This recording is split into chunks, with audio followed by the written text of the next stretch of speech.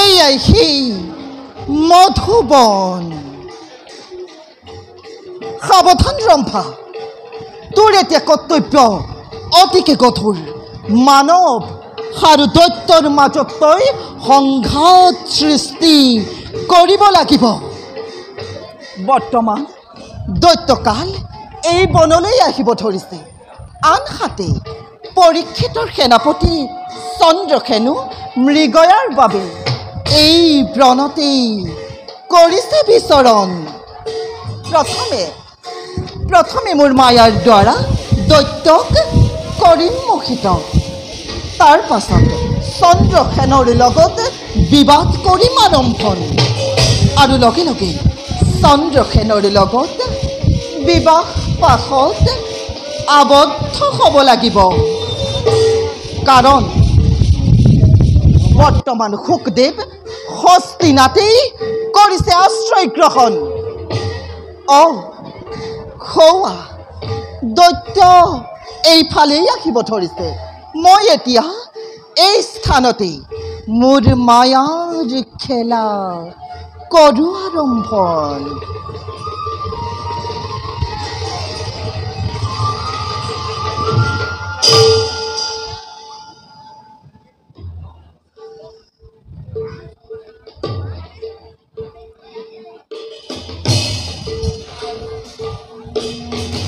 মধুবন পূৰ্বতকৈ ফলে ফুলে জাতিষ্কাৰ।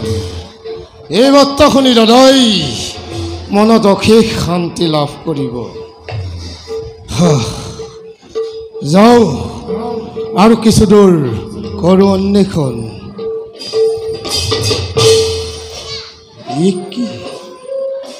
অতভ্য বনৰ মাজতে কোন এই সুন্দৰী ৰমণী? কি অপূৰ্ব সুন্দৰী! স্বয়ং নামি আহিছে যেন সৰগৰ পৰা অপেশ্বৰী। নাই, এই ৰমণীক অতি সোনকালে পত্নীৰূপে গ্ৰহণ কৰিব লাগিব। যাওঁ, প্ৰেমালিংগন কৰোঁ নিবেদন। ৰমণী, ৰমণী, চোৱাচোন তোমাৰ সন্মুখত কোন বিদ্যমান? কোন?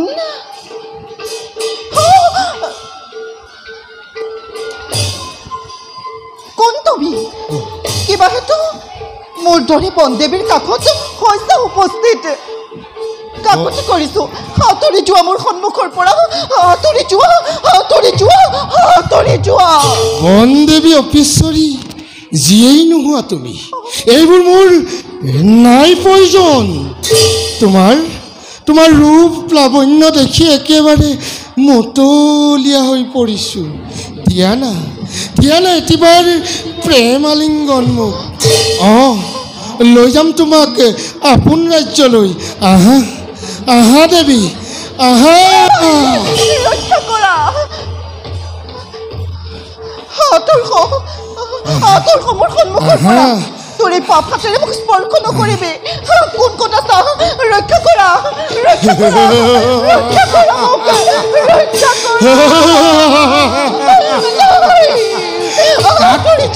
মাতিছে ৰমণী।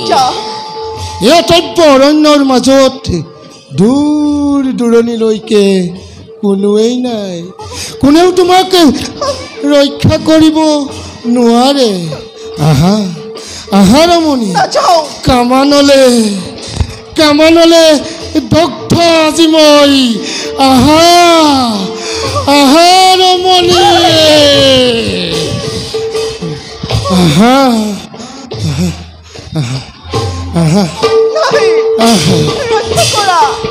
ৰক্ষা কৰা মোক।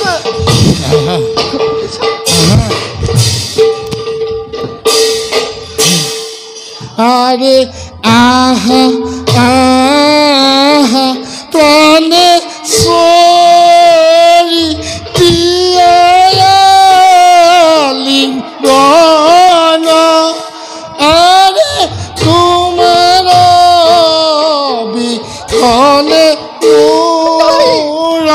নৰহে জীৱন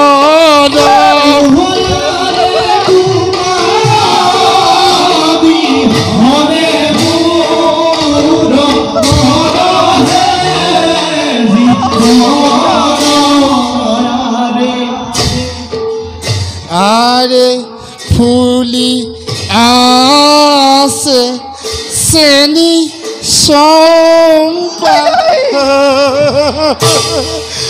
বেলিয়ে আছে পাহি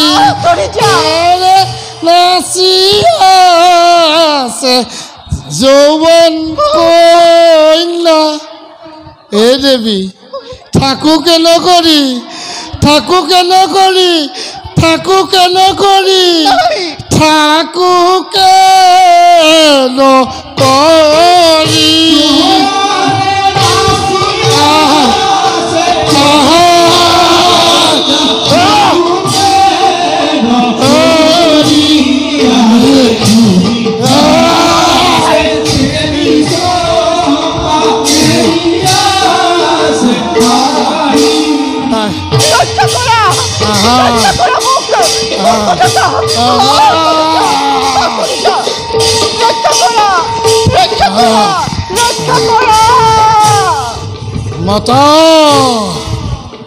মতৰ মদি উচ্চ কণ্ঠে মাতা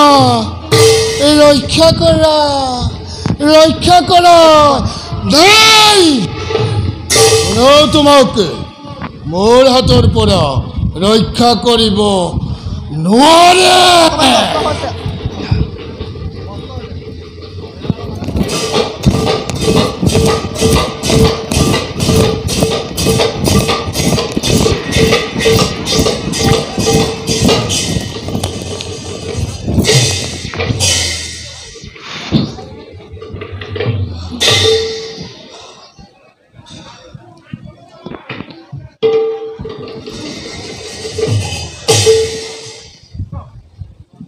কুমাৰ সেনাপতি মৃগ খেদি খেদি অৰণ্যৰ মাছ পালহি চকুৰ সন্মুখতে থকা মৃগ পলকতে কেনেনো গ'ল কৰি ধৰিবকে নোৱাৰিলোঁ সঁচাকৈ সেনাপতি আচম্বিত হেৰালিকে মৃগ ব'লা আৰু কিছু দূৰ গৈ আমি অন্বেষণ কৰোঁ ব'লা ৰক্ষা কৰা ৰক্ষা কৰা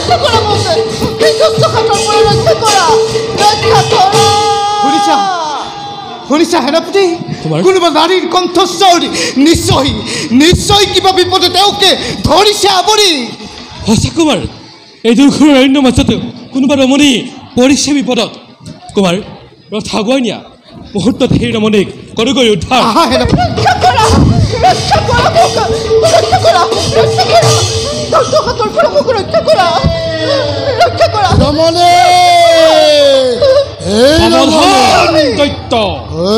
সাৱধান কিয় ৰমণীকে কৰিছ নিৰ্যাতন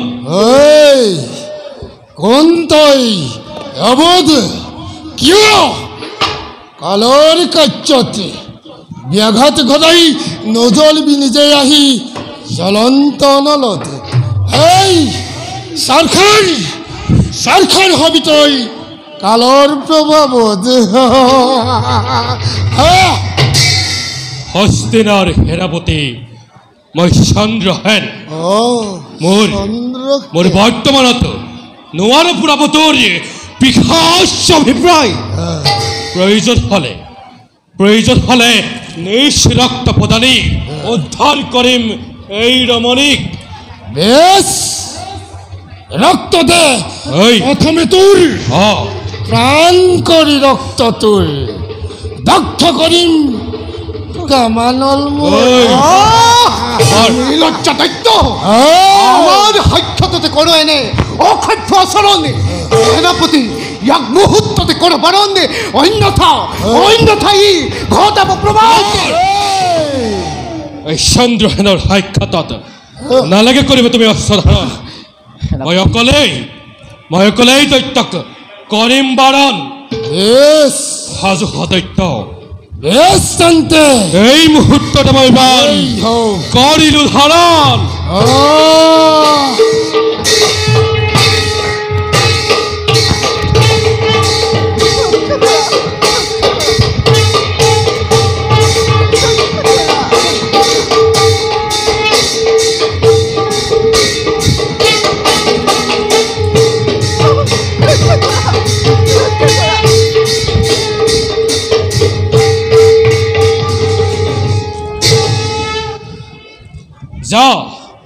যা পাখণ্ড দৈত্য এই ক্ষুদ্ৰ শকতি লৈ হস্তিনাৰ সেনাপতি সমেত কৰিছিলি ৰণ পালিত তাৰ আজি যোগ্য প্ৰত্যুত্তৰ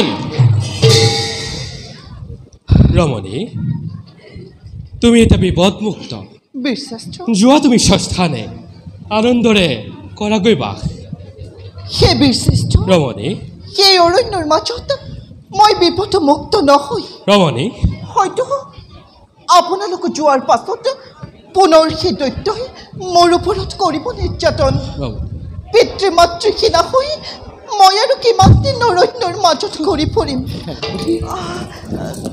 সেই বীৰশ্ৰেষ্ঠ ৰমণী আপুনি মোক আপোনাৰ চৰণতে দিয়ক ৰমণী ই কেনেকৈ সম্ভৱ ৰমণী অহা নাছিলোঁ মই কোনো ৰমণীৰ আশাত আহিছিলোঁ কেৱল মৃগৰ বাবে কুমাৰৰ লগত এতিয়া মই তোমাক কিদৰে কৰিম গ্ৰহণ কি ক'লে ৰমণী আপুনি মোক গ্ৰহণ নকৰে নকৰোঁ ৰমণী আপুনি মোক গ্ৰহণ নকৰে মই তোমাক গ্ৰহণ নকৰোঁ ৰমণী আপুনি যদি মোক গ্ৰহণ নকৰে তেন্তে মই এই স্থানতেই মোৰ নিজ প্ৰাণ দিম ৰমণী পিতৃ মাতৃহীনা হৈ মই আৰু কিমান দিন অৰণ্যত ঘূৰি ফুৰিম এনেদৰে দুষ্ট দানৱৰ হাতত মোৰ সতীত্ব নষ্ট হোৱাতকৈ মোৰ মৃত্যু ৰমণী কেনে পাখান জীৱন মোৰ নাই প্ৰয়োজন জীৱন মোৰ নাই প্ৰয়োজন ৰমণী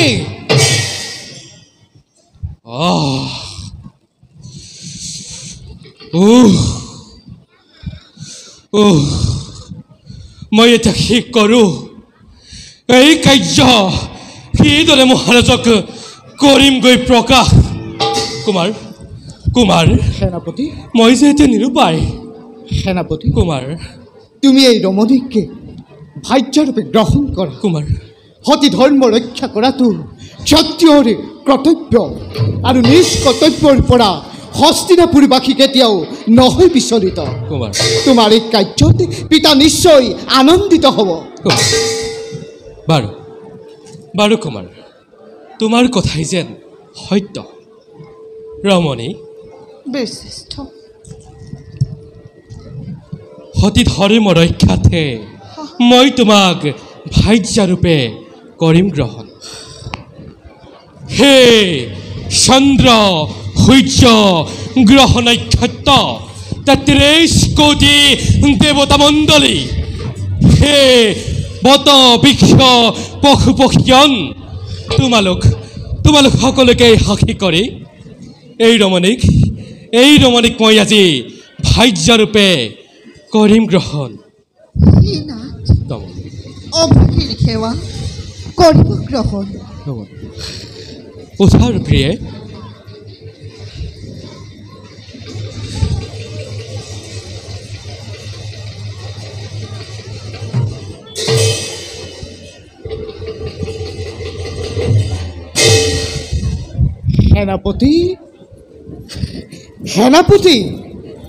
সেনাপতি সেনাপতি মৃগয়াত মৃগলাভ নহ'ল যদিও তোমাৰ কিন্তু পত্নী লাভ হ'ল কুমাৰ এতিয়া ব'লা সেনাপতি আমি নিজ ৰাজ্যলৈ গমন কৰোঁ কুমাৰ ব'লা আহা প্ৰিয়ে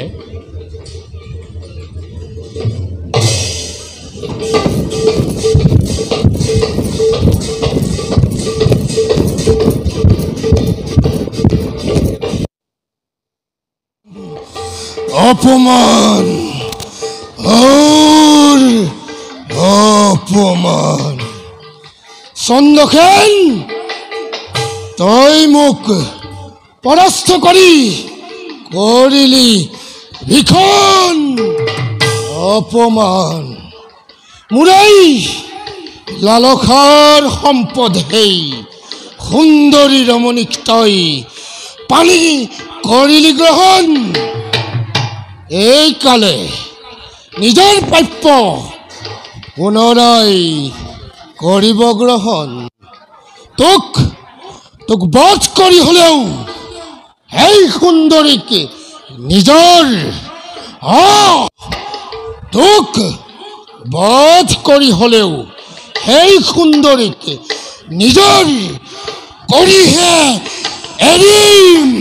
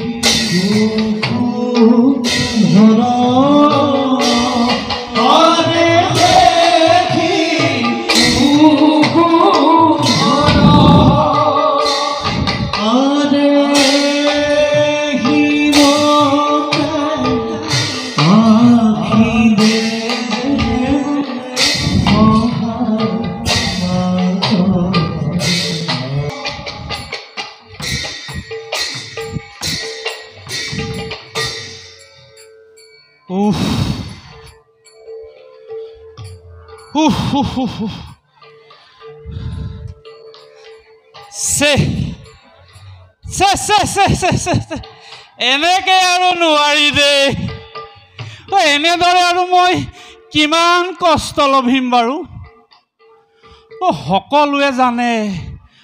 সকলোৱে জানে যে তন্ত্ৰ মন্ত্ৰ বিদ্যাৰ মই এজন বিদগ্ধ পণ্ডিত কিন্তু মোৰ মন্ত্ৰৰ বলৰে মই অসাধ্যও সাধন কৰিব পাৰোঁ সেই বুলি মই মানুহক সহায়ৰ নামত যদি মোৰ মন্ত্ৰৰ বলৰে সকলোকে সহায় কৰি থাকোঁ মোৰ এই কণমানি পেটটোৱে জানো সান্তনা লভিব কিমান যে মানুহক মই সহায় কৰিলোঁ কিন্তু কিবা এটা দিয়াৰ বেলিকা সকলোৱে কিবা এটা দিয়াৰ বেলিকা ফুটুকাৰ ফেন এনেকৈ জানো মোৰ সংসাৰ চলিব নগাধাৰীয়ে দুধাৰী ল'ৰা ছোৱালী মই কেনেকৈ খুৱাম সেইসোপাক মানুহজনীয়েতো অকল খাওঁ কৰি থাকে সেইদিনা আকৌ খাবলৈ নাপায় মোক মাৰিলেহেঁতেন প্ৰথম পিহে ৰক্ষা পৰিছোঁ নাই এনেদৰে আৰু নহ'ব মই কিবা এটা ডাঙৰ কাৰ্য সিদ্ধি কৰিব লাগিব আৰু অলপ ধন সোণ অৰ্জন কৰিব লাগিব আৰু তেতিয়াহে মোৰ এই সুখৰ সংসাৰখন চলিব আগৰ দিন আমাৰ ৰজাৰ দিনতে ভাল আছিলে দেই কিমান যে সুখত আছিলোঁ সেই দিনবিলাক ভাবিলেই কিবা লাগি যায় একেজোপা গছতে লাও কোমোৰা জিকা বিধে ফল কিন্তু গুৰিকেইটা আকৌ বেলেগ দেই এটা জাতিলাও মই ক'লো নহয় এটা লাও সেই হাতখন দিবলৈ পাহৰিয়ে গৈছিলোঁ এটা লাও গোটেইকেইটাই আনন্দমৰে খাব পাওঁ আৰু এতিয়া সেই দুবেলা দুসাঁজ খাবৰ বাবে দুবেলা দুসাঁজ খাবৰ বাবে ঘূৰি ফুৰিবলগীয়া হৈছে। ইফালে নগাধাৰীয়ে দুধাৰী ল'ৰা, মানুহজনীতো আছেই, খাবলৈ নাপায়তো মাৰোকেই থাকে। আৰে সেই তেতিয়াই আই পুতাই কেনেও বিয়া পাতি দিছিল। তেতিয়া আমি চাবলৈ যাব নাপায় নহয়। আমি চাবলৈ নাই যোৱা আৰু যি ভাল দেখে তোমালোকে কৰি দিয়া বুলি ক'লোঁ। বিয়া হৈ গ'ল মোৰ, কিন্তু বিয়াৰ পিছত আৰু মই বোলো কি হস্তনীক মাত দেখাকৈ দিওঁ, দেখাটো নাই। সেইবেলি সোমাই গ'লোঁ ৰুমত। গৈ তেখেতক সুধিছোঁ, হেৰা তুমি ক'ত আছা, মাত এষাৰ দিয়াচোন। সিফালৰ পৰা উত্তৰ আহিছে, মই ইয়াতে আছোঁ। মই চাইছোঁ ক'ত নাই দেখা, যেনি তেনি চাইছোঁ। আকৌ সুধিছোঁ, বোলে হেৰা মাত এষাৰ দিয়াচোন, তুমি ক'ত আছা? বোলে মই ইয়াতে আছোঁ। বিচাৰি ফুৰিছোঁ, নাই দেখা নাই। মই বোলো হাঁহি এটা মাৰি দিয়াচোন।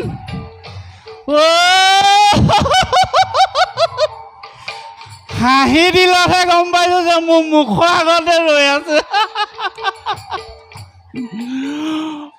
আমি জুইত বনোৱা যে, আমি যে জুইত বনাওঁ, সেই যে আমাৰ সিদ্ধ বনোৱা যে বাচনটো, সেইটো লুটিয়াই দিয়ক, তাত চুলি কেইটামান লগাই দিয়ক।